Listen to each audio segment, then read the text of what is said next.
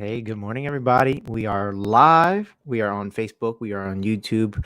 We are going to be discussing why some win, some lose, some struggle, some don't. And it's a appropriate topic for this time because for those listening, not live, listening to the record, we are currently in a pandemic. This is May 2020, and the world's been locked down for a couple months now.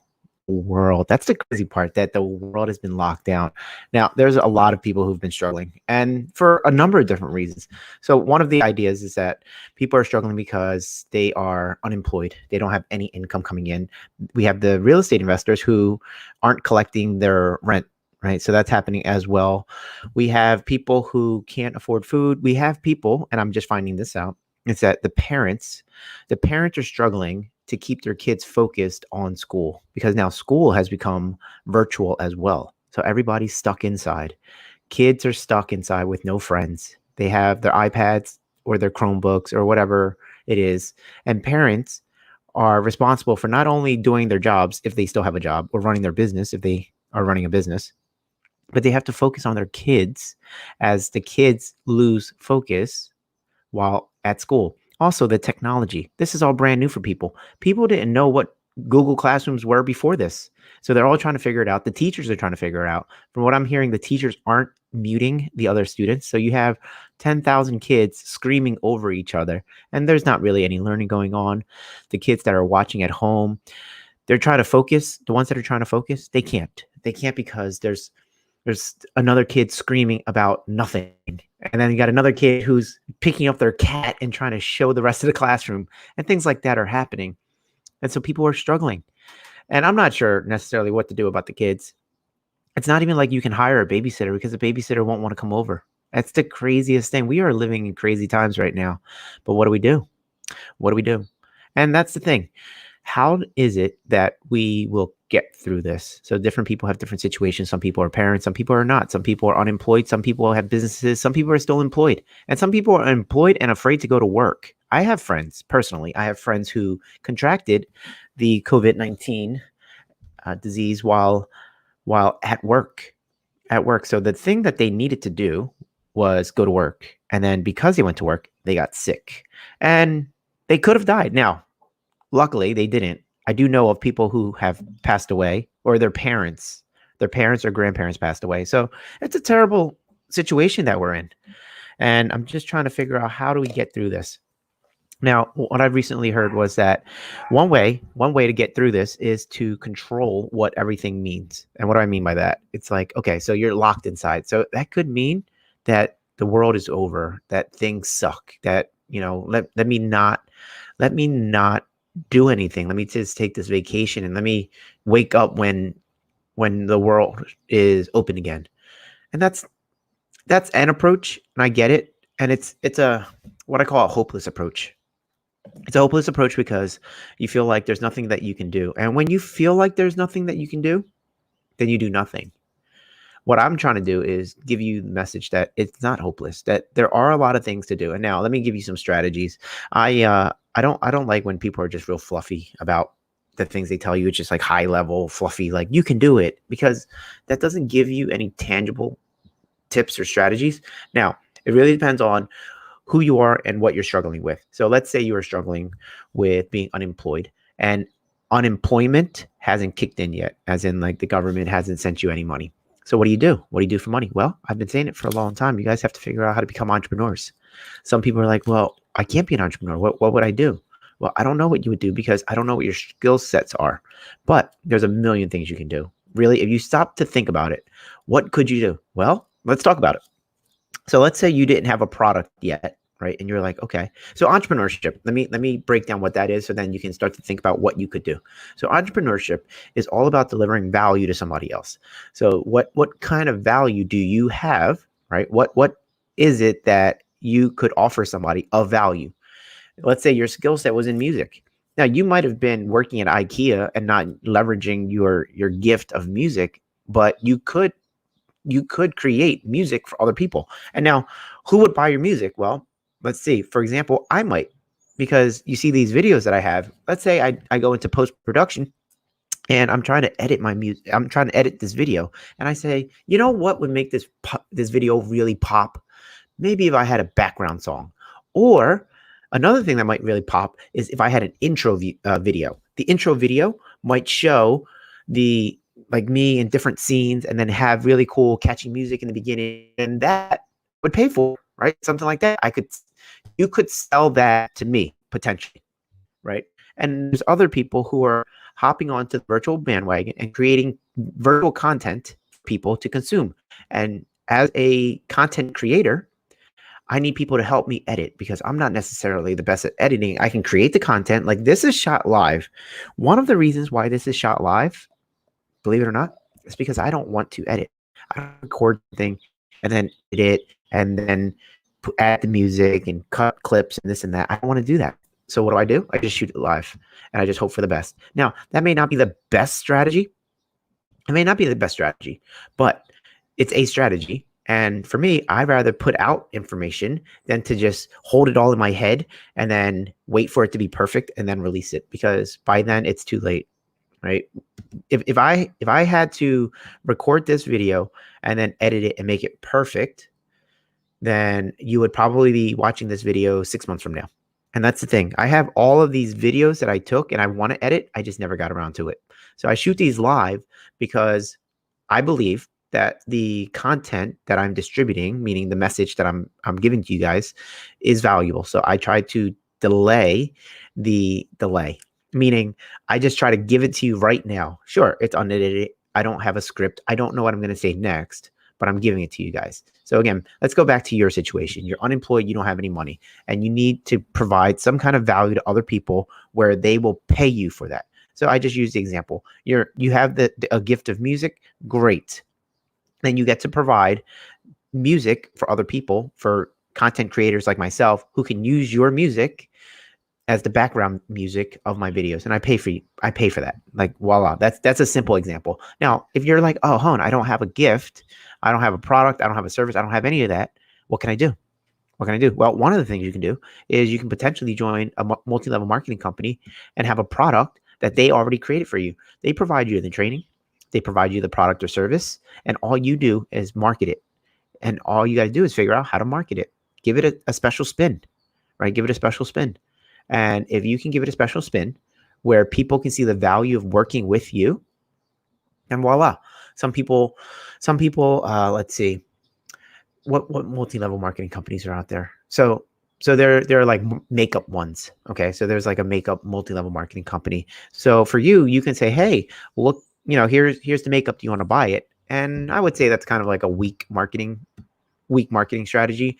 What might be better is if you do makeup tutorials and you're using the product and you're looking beautiful and all of that. And then people get to know you and then you recommend the product to them. And they're like, yeah, I want to buy it. I want to buy it not because the makeup's great, but because I like you. So there's a strategy right there. And so you didn't have to create the makeup, right? You're just creating the makeup tutorial. And then you have the product that was created for you, and the distribution system is there. You're not driving to their house and delivering the makeup to them. You can have that makeup shipped right to them. So how do you add value to a product that already exists? There are people who have businesses now, not just multi-level marketing companies, but just people who have businesses. And I've built my business around this strategy that I'm about to tell you about. It's where you help other people get rich. So people have businesses right now. They have businesses and they're trying to generate more business for their business. Well, what if you could generate that business for them and get paid for doing that? It's like you're a sales rep for them, and it could be formal or informal, right? Formal would be where they hire you, you're either W-2 or whatever, and they're giving you a paycheck for doing that. Informal is where you're like, hey, I'll get you some clients, and if I get you clients, you cut me in. You cut me in on the sale. And they'll say, sure, because what's happening is they're getting business that they never got business that they wouldn't have gotten anyway. So maybe apply that. Just think, it's real simple. You take a step back, from this whole entire situation. Just think, if you needed to make money, what could you do? And one of the things that you could do is just help other people make money. If you stop thinking about yourself and you start to think about others and think about what they need and what they want and what they could benefit from, keep thinking about how you can provide that to other people, and then you will get paid for that. People are looking for other people who who can add value. So maybe you know a CPA, or maybe you know a attorney, or anybody looking for business, right? And you can ask them, hey, is there any way that I can get paid for generating more business for your business? What's really cool is if you do that strategy, you begin acquiring skills that you didn't have before. And what kind of skills am I talking about? I'm saying things like you're going to learn about marketing, you're going to be learning about networking, you're going to learn about how to do customer service, you're going to be learning about how to have conversations with people, how to not seem pushy, how to be a decent salesperson. You're going to learn those strategies. Now you can read a book and you can get those skills, but you won't be fluent in it until you actually put it to practice and put it to use. Because what's going to happen is you're going to deal with a customer and you're not going to know whether or not this person is a type A or type B kind of person. You're not going to know whether they're one who spends a lot of money or a little money. You're not going to know any of that kind of stuff, but you're going to be armed with all of this knowledge of how to talk to them. And it's in that conversation where you're going to learn how to pick up on little things that maybe you never thought about before. And it comes with time. So when we get out of this pandemic, whenever it is, hopefully you come out with a whole bunch of skills, a ton of skills. Now, while we're locked inside, what's the other thing that you can do? Well, maybe you can pick up more skills, like formal skills. Maybe you can go and study for a license. Maybe you can become a real estate agent, life insurance agent, a 1K provider, like anything. Like you could do so many things. You can get your licenses, whatever license you want to get your license now while you're locked inside. The struggle I get is that sometimes people don't have time because they have kids and the kids are like running amok, and it's like you can't focus and the kids keep bothering you and the kids aren't paying attention in school, and then you have to make sure you feed them and all of that stuff. And I get that. And that's tough. That's a tough situation to be in. But if you can find that time somehow, some way, then you win. Now, what if you came up with a solution for parents? What if you did, and I was thinking about this last night, what if you ran a meditation for children's virtual class? So if you teach kids how to meditate, lots of people suffer from depression. One way to reset your brain, and I'm not a doctor, so take what I'm about to say with a grain of salt, but then do your research, right? Just look into it a little bit. So your brain is very malleable. It has ideas and thoughts and all kinds of stuff that you didn't necessarily come up with. They were your thoughts and ideas influenced by external sources. So there's something that's going to your brain and like squishing it and making it think these thoughts. Well, these thoughts often cause you to go into a negative spin, right? That negative spin leads to anxiety and depression.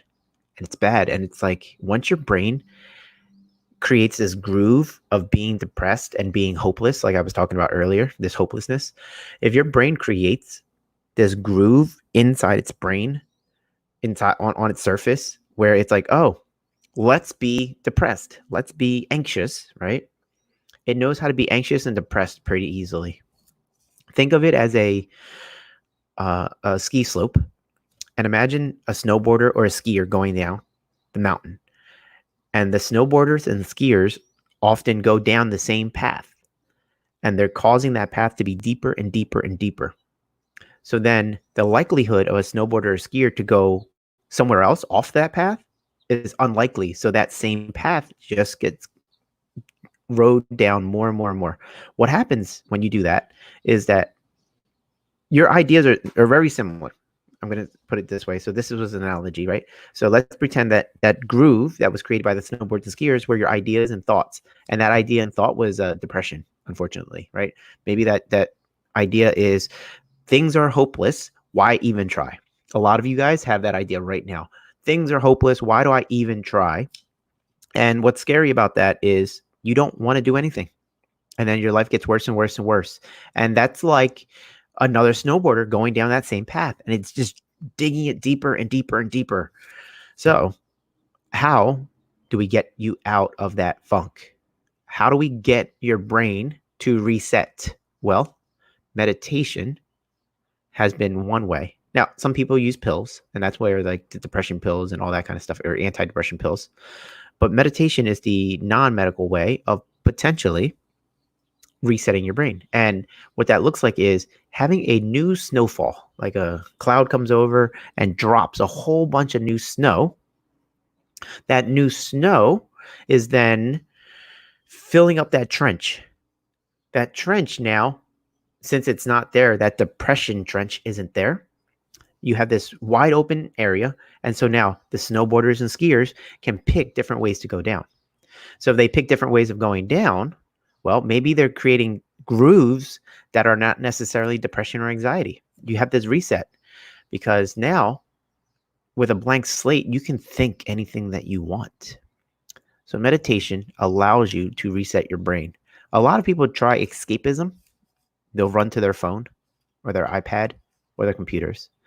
They'll watch Netflix, YouTube, and other videos. They'll get on social media like we are right now, and they'll just zone out.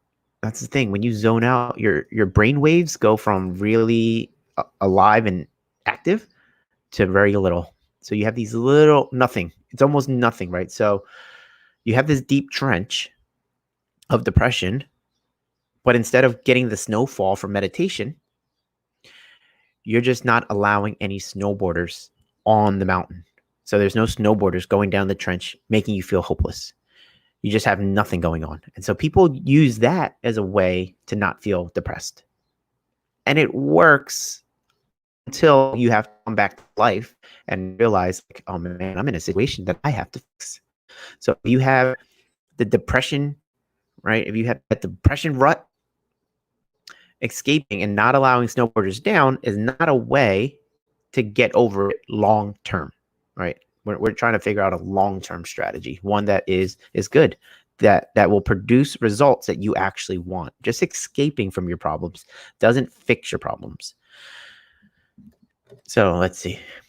So back to the ideas. The strategy is maybe you figure out how to create a meditation course for kids. You try it with your kids first. You see if it works. You see if they get better. You think about it. Or you create it and then you look back and you look at your kids and like, is my son and daughter less depressed, less anxious? Are they not complaining as much? There's a lot of different things that you will benefit from this. I was woken up by the dogs yesterday at 3 a.m. So I woke up. I was like, okay, what's going on? And nothing was going on. They just decided to bark because they heard something. And I couldn't go back to sleep. So then I put on a book. I talked all about meditation and started meditating and out.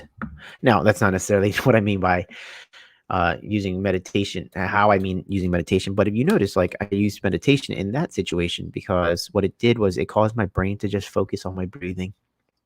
Right. I focused on my breathing. All of the negative thoughts were going away because that trench was being filled up. Even the thoughts of like what's keeping me awake, that all went away. Again, if you choose your focus, a lot of great things could happen, but it depends on what your focus is on. So if you're choosing focus, that focus is what's going to create your life. You guys realize that you have 100% control of your life. Now, there are society things and life things that happen, right? But what I mean is you get to control how you react to what's happening. That's 100% yours. And if you give up that choice, if you give up that ability to choose, you're going to be in a bad situation because that's your power right there. And if you blame things on the economy, on the government, on this, on that, right, you're just giving them your power. Don't give away your power. So you guys have the power to control what happens in your life by how you react to what's happening. Stuff is happening to everyone.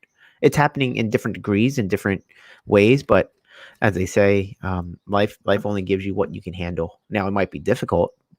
That nobody ever said that it was going to be easy, but life only gives you what you can handle. And if you can't handle it, well, you just have to figure out a different way because you still live this life. So really, you can handle it, right? You can handle it. You just, the solution may not be obvious right away. So Lenny asked, do you meditate? I've never meditated before. I meditate from time to time, and I do notice the clarity that occurs from meditation. And there's different ways to meditate. It doesn't have to be all like woo-woo. It could really be you just sit with your eyes closed and You just focus on your breathing, and you literally just close your eyes. And some people say count in 4 seconds and then count out 4 seconds when you breathe in and out. And I don't know if it's the breath that's actually doing it, if it's the counting that's doing it, or a combination of both. But when you do that, and you do that for even a minute, your brain waves will change, your thought patterns will change. The chemicals that are in your brain that cause the depression and the anxiety, you will notice some of them went away. And maybe that's enough fresh air, right? Enough fresh air for you to create a different thought. If you're being bombarded with depression and anxiety and just these thoughts of this hopelessness, right? And you're just like boom, boom, boom, boom, boom, boom. You can't come out of that. Like you can't go, okay, here you are getting bombarded with depression and anxiety. And you can't just be like, okay, I'm gonna go make $1 million, and I'm, and my kids are gonna behave, and like you're not gonna do that. You're not gonna be able to take the punches and then have this like rainbow coming out. But what you can do is when all of this is happening, it's just thoughts. They're not real punches. So you can just sit there and you can breathe in 1, 2, 3, 4, 2, 3, 4. So you're inhaling and exhaling 1, 2, 3, 4. Now you can't count out loud because you can only count out loud with your exhale. So breathing in mentally, you're going to be like 1, 2, 3, 4. So exhale in for 4, inhale for 4. And you just do that for a minute or so. And all of the punches, the mental punches, because they're not physical, right? All the mental punches of your thoughts will hit you less and less and less to the point where you're not being hit anymore. The other thing that helps with meditation is picture your belly button, because some people, when they breathe, they go, right? And they fill their chest and then they blow out. What you want to do is they call it diaphragm breathing. And that's where you fill your belly. If you ever watch like your kids, your baby kids, like Lenny, you have a son, right? If he's breathing, watch his belly. His belly will rise and fall, rise and fall. It's not a chest breath. It's a belly breath. So what you want to picture is every time you inhale, picture a string pulling your belly button, right? It's pulling your belly button out. Whoop. And then when you exhale, picture your belly button going towards your spine. And then again. And then if you just focus your thoughts on your belly button moving, maybe throw in the 1, 2, 3, 4, 1, 2, 3, 4, right? You're throwing in the count. You're picturing your belly button. If you're so hyper focused on those two things, all of the anxiety and depression thoughts oftentimes go away. They go away. And when you can think about when that goes away, that's when you can come up with the new thoughts. That's the new fresh snow on the trench, the depression trench, the hopeless trench, the anxiety trench in your brain. The fresh snow fills it. So then the snowboarders, which are your new thoughts, can go anywhere they want, and they can create that new strategy that I'm talking about. They can create that new possibility in your life. Whatever that possibility is, who knows? Who knows? But I do know, and I have read so many stories about this business and that business coming out and being created in a depression, in a recession. So this could be your time. It's all a matter of how you write your story and what you think. If you're hopeless, you're not writing a story where, oh, my life is going to be awesome because I'm going to create a multi-million-dollar business during this recession. And 10 years from now, I'm going to look back and think 2020 was the best years of my life. You're not going to think that if you have hopelessness. But you can get rid of that hopelessness.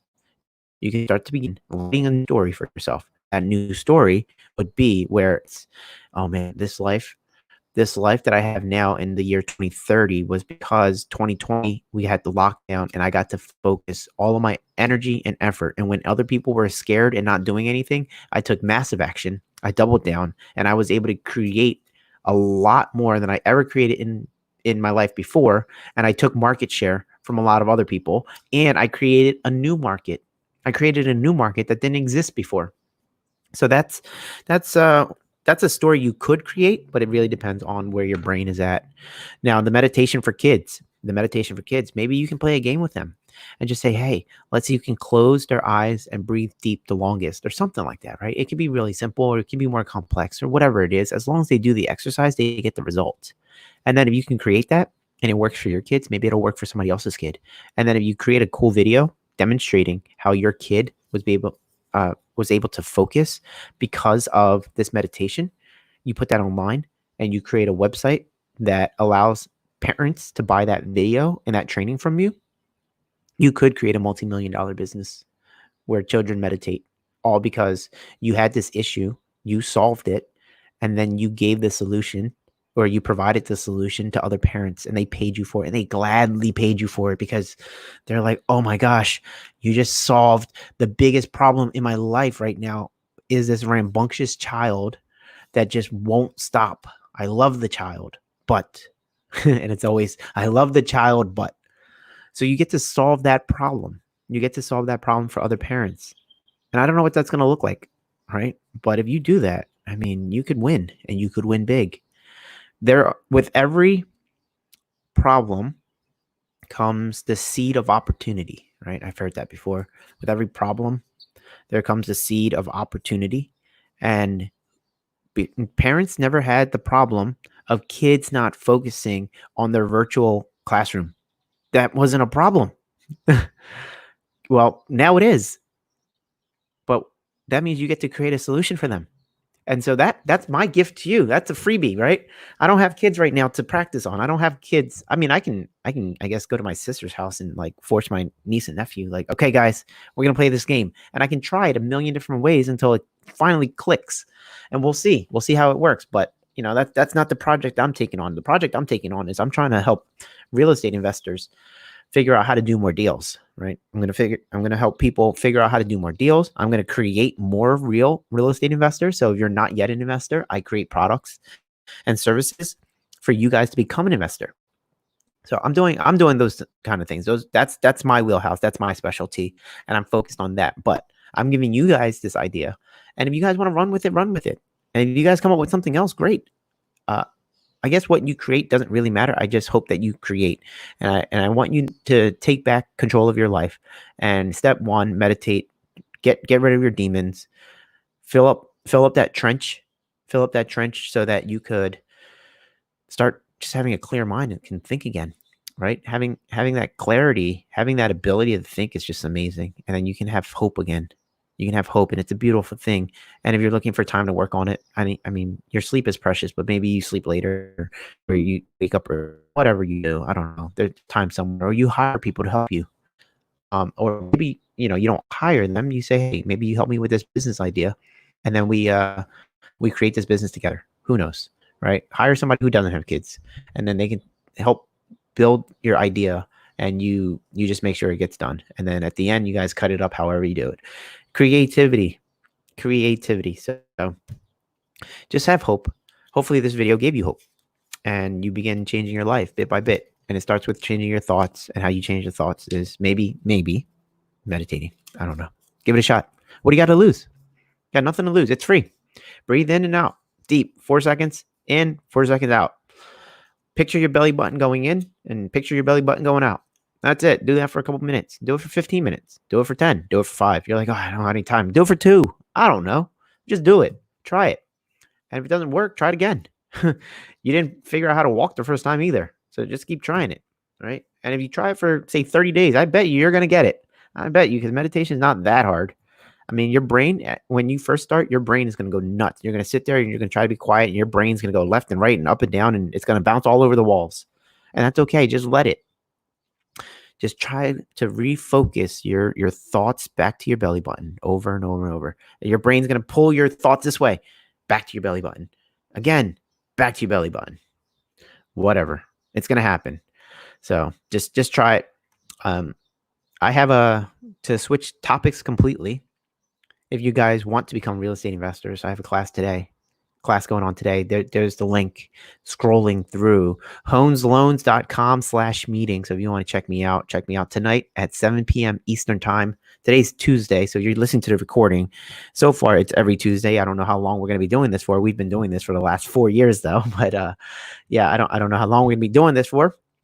But if you do like to join, and if you want to join, check out honesloans.com/meeting, and you can join us 7 p.m. Eastern time. All right. Well, hopefully this message landed for you guys. I'd love to hear from you guys. If you guys try this, message me, email me. You can email me at hone@honesloans.com. Right. You can email me there. Tell me how the meditation went. Tell me about the results you created. Tell me about how you regained hope in your life. It'd be a beautiful conversation.